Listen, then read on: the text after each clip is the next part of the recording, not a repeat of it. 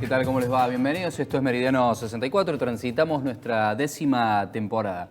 Hoy vamos a conversar sobre cuáles son los criterios del gobierno ante la pandemia en cuanto a las aperturas, en cuanto a lo que sigue cerrado, en cuanto a la información. Para esto aprovechamos por doble partida. Nuestro invitado es el doctor Oscar González. Él, además de ser legislador, es médico. Por eso es que vamos a poder conversar abiertamente sobre todas estas cuestiones que nos interesan saber. Buenas noches, doctor. ¿Cómo le va? Hola, Gabriel. Buenas noches. ¿Qué tal? Bien, gracias por acercarse a nuestro programa. A ver, doctor, ¿cómo es el criterio que se usa para decir abrimos esto, no abrimos esto? En algún momento que había menos casos, había cosas que están cerradas, ahora que están abiertas. ¿Cómo es la balanza que se usa para decidir? No hay un solo factor que influya en la decisión. Por un lado es el número de casos, la situación de cada uno de los brotes que hay en la provincia. Inicialmente hubo una decisión del gobierno nacional, cuando el decreto de necesidad y urgencia, que estableció la cuarentena en todo el territorio nacional sin ningún tipo de diferencias. Posteriormente, en decisiones tomadas a posteriori por el presidente de la Nación, fue transfiriendo a los gobiernos provinciales la posibilidad de aplicar las medidas de prevención de la epidemia en función de las realidades de cada provincia y de cada región dentro de cada provincia a su vez. O sea, eso le dio a los gobiernos provinciales la posibilidad de tomar decisiones per se, dentro, por supuesto, de un contexto general. Por ejemplo, ahora hay vigente un decreto de necesidad y urgencia que prohíbe en todo el territorio nacional las reuniones sociales o familiares hasta el día 16. De ese decreto no se puede salir, porque es un decreto de necesidad y urgencia nacional al que todas las provincias adhieren porque están involucradas. Pero al margen de eso hay una serie de cuestiones que son resorte del gobierno provincial. ¿Qué evalúan los gobiernos provinciales para ir tomando decisiones en función de la evolución de la epidemia? Bueno, el número de casos, el índice de contagios. Son aproximadamente unos 200 por día, ¿verdad? Hemos estado por debajo de eso. Solo ayer hubo 200 casos, es el único día en el que se llegó a 200 casos. Siempre ha estado últimamente, te diría, en los últimos 10 días en 140, 150 casos diarios. El otro índice que se toma en cuenta es la contagiosidad, es decir, cómo evolucionan los contagios. Y también la presencia de la ocupación de las camas de terapia Por intensiva. supuesto. Un tema, una cifra o un número, un índice, un indicador importante es cada cuántos días se duplican los casos. Es lo que se llama el índice de duplicación de casos. ¿Y qué aproximadamente tiene presente cuál es ese número? Y estábamos en los 15, 20 días. Pero un tema también clave, que vos lo acabas de mencionar, es cuántas de tus camas críticas destinadas a COVID están ocupadas. En Córdoba nunca pasó del 5%. Quiere decir, menos del 5%. Menos del 5%. Hay más de 850 camas críticas con respirador artificial en la provincia de Córdoba, solo en el sector público. A eso hay que sumarle lo del sector privado. Pero en el sector público la ocupación nunca pasó del 5%. Ayer creo que estábamos en el 3 y pico por ciento. ¿Es un número relativamente bajo bajísimo, o comparándolo con otras provincias? Bajísimo, porque te habla de que vos tenés un colchón muy grande para absorber un aumento de la demanda en función de que solamente el 3, 4, 5% de tus camas están ocupadas y tenés más del 95% disponibles para internar eventualmente. Atento a la tasa de duplicación que usted la puso en un número aproximado de 15 días. ¿Qué mes sería el más crítico de lo que queda de este año? Gabriel, aproximadamente, déjame que te diga que hasta acá todos los pronósticos sobre picos, etcétera, han fracasado. Yo preferiría... Bueno, estamos incrementando, pero no se sabe cuándo va a bajar. Exactamente. Creo que eso no lo puede saber nadie, Creo ¿no? que No, la verdad es que no, y todos los pronósticos que se han hecho fallan. Lo único que uno puede saber con exactitud es cuándo se ameseta y a partir de cuándo empiezan a bajar el número de casos. Pero creo que en esto la otra cosa que hay que tener en cuenta es que el índice de mortalidad y letalidad en esta patología es relativamente bajo. Vos fíjate que en Córdoba hay 3.500 casos y hay 60 muertos, o sea, de los cuales casi la mitad de los muertos cordobeses, casi la mitad, son los casos del geriátrico de Saldán, que 2% de mortalidad que es aproximadamente. gente de mucha edad, con patologías asociadas, con otras enfermedades, digamos. Casi la mayoría de los muertos de Córdoba eran del geriátrico de Bueno, de 28, Saldán. 28, Un gran ahora número estamos importante. en 63, creo, ayer estábamos en 63 o 64 muertos, que es un número relativamente bajo, porque las enfermedades de invierno por otros virus, como el virus de la influenza, parainfluenza, influenza A, B y parainfluenza, en Córdoba, en condiciones normales, unas 3.000 personas mueren por año de esas virosis de invierno. Pero digo, esta enfermedad tiene un hecho negativo, que es su alto índice de contagiosidad. Es muy contagiosa por una cuestión lógica. Es un virus nuevo.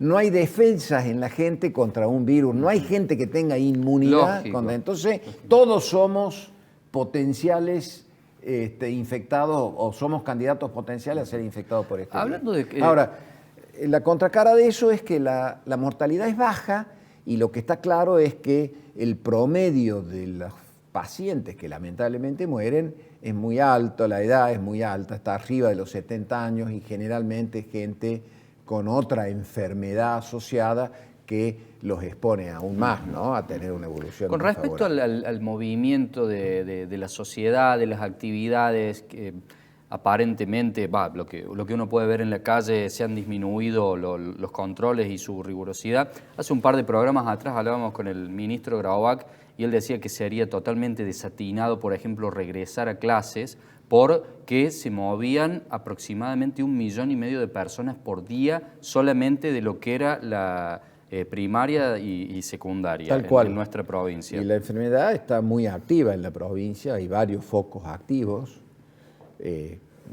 Tuvimos el foco de Tras la Sierra, el brote de Tras la Sierra, después el brote de Oliva con el corredor de la Ruta 9, el brote de Marcos Juárez, que está muy activo, hay casos en la ciudad capital. Una situación totalmente manejable desde el punto de vista sanitario. En realidad, el problema de esta epidemia es cuando se infecta gran cantidad de gente en un periodo corto de tiempo y eso produce un número de enfermos que demandan camas de terapia que pueden llegar a saturar la oferta que vos tenés de camas de terapia intensiva para esos pacientes. Que repito, en Córdoba estamos por debajo del 5% de ocupación, quiere decir que el 95% de nuestras camas están disponibles. O ocupadas con otros casos. O disponibles para atender enfermos COVID. Entonces, la verdad es que es una situación totalmente manejable, ¿no? Doctor González, sobre los asintomáticos, ¿están testeando, planean testear o tienen focalizados los recursos del COE en los brotes? De hecho, se ha hecho testeos muy importantes. En la provincia hay más de 100.000 personas, 120.000 personas que han sido testeadas, así que y tenemos solo 3.000 casos, 3.500 casos, o sea que se ha hecho un estudio muy importante y por cada paciente que da positivo se hacen 30, 40 test por lo menos, ¿no?, para evaluar los contagios eventuales en los contactos de cada uno de los enfermos. Pero repito, yo creo que esto no significa, por Dios, yo no quiero que de acá quede la impresión de que yo digo que el tema en Córdoba uno se puede despreocupar. Lógico. Todo lo contrario. Lógico. Creo que hay que estar muy atentos a la evolución y que hay que tomar muchísimos cuidados. Yo creo que el Estado tiene tenía o tiene dos responsabilidades fundamentales que eran mejorar la infraestructura sanitaria que se hizo en todo este tiempo. Hay más hospitales, hay más camas de terapia, hay más respiradores, hay más terapistas contratados, hay más se contrató personal, claro, porque muchas veces no, uno lee diarios a nivel luego, nacional y lee no, que se compró una cama que no es la adecuada, no tiene la patología. Repito, hay más hospitales, hay más camas de terapia intensiva, hay más respiradores, hay más profesionales contratados. Hay stock de insumos importante porque cuando esto arrancó, la pelea por los insumos era muy grande porque la oferta de insumos de todo tipo, desde medicamentos a logística, la demanda era enorme, entonces se manoteaban en los países entre sí la disponibilidad de los insumos. Hoy Córdoba está en ese sentido, está bien, o sea, eso está cumplido. La otra cosa que el Estado tiene que hacer fundamentalmente es cuidar a los grupos de riesgo, a los más vulnerables, que son los que pueden ser candidatos a tener una evolución desfavorable y hasta mortal, que felizmente han sido muy poquitos en Córdoba. En una provincia de 4 millones de habitantes, 60 muertos, la verdad... La tasa por millón sería 15 muertos por millón. Es nada, es nada. Entonces, es muy poco. Y comparándolo con pulmonía, por ejemplo, ¿tiene algún número presente? Obviamente que yo se lo estoy preguntando al aire directamente, no, sí, pero de un año, el año pasado, por ejemplo. No, el año pasado hubo 3.000 muertos por neumonía y por otras virosis respiratorias en la provincia. Lo que pasa que hoy, al no haber clases, al restringirse la movilidad de las personas, disminuye el contagio de otras enfermedades y esto domina. Pero vuelvo a repetirte, 60 y pico de muertos en una provincia como esta no es una cifra, un muerto vale, uno. Pero la situación es manejable y estamos dentro de parámetros que el Ministerio de Salud ha hecho un muy buen manejo de esta situación. Lo paso a la arena política. Hará menos de un mes entrevistamos al ingeniero Gioja y nos recalcaba la buena relación con Córdoba. ¿Qué posibilidades hay de que Hacemos por Córdoba se integre al frente de todos, teniendo en cuenta el cambio de estilo de la fuerza a nivel nacional? Te recuerdo, Gabriel, yo estoy circunstancialmente a cargo de la presidencia del Partido Justicialista de la provincia. Lógico, y Gioja del de la Nación. Bueno, te recuerdo que ante el vencimiento del mandato de las autoridades partidarias, nosotros convocamos a elecciones internas para la renovación de autoridades partidarias. Eso puso en marcha un proceso de diálogo y de acuerdo y de conversación con los con los distintos sectores que integran el Frente de Todos aquí en la provincia de Córdoba. Carlos Caserio, el senador nacional, Gaby Esteves, en fin, con prácticamente todos los sectores que componen el Frente de Todos. Y habíamos avanzado mucho y razonablemente bien para tener una lista de unidad que exprese el panperonismo en Córdoba.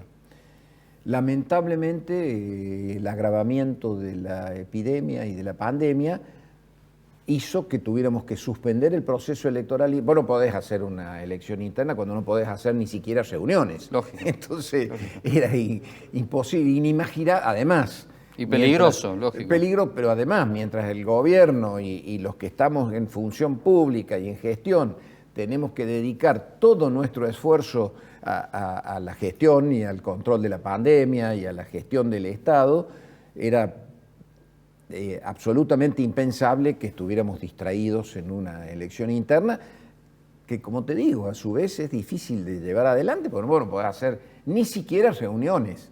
Entonces, en ese marco se decidió prorrogar la elección interna, prorrogando el mandato de las autoridades partidarias, y la vamos a hacer en cuanto inmediatamente que las condiciones sanitarias lo permitan. Bueno, o sea que no lo descarta, es un buen título. No, al contrario, te diría, Gabriel, que desde mi perspectiva, nosotros junto con el legislador nacional Carlos Gutiérrez y con algunas otras dirigentes que el gobernador designó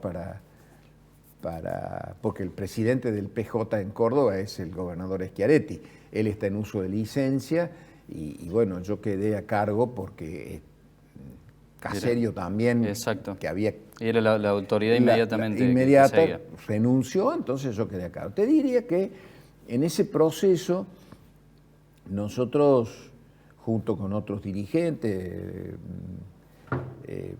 Montoya, el vicegobernador Calvo, en fin, un grupo de dirigentes, habíamos iniciado este camino a ver si se podía conseguir una unificación.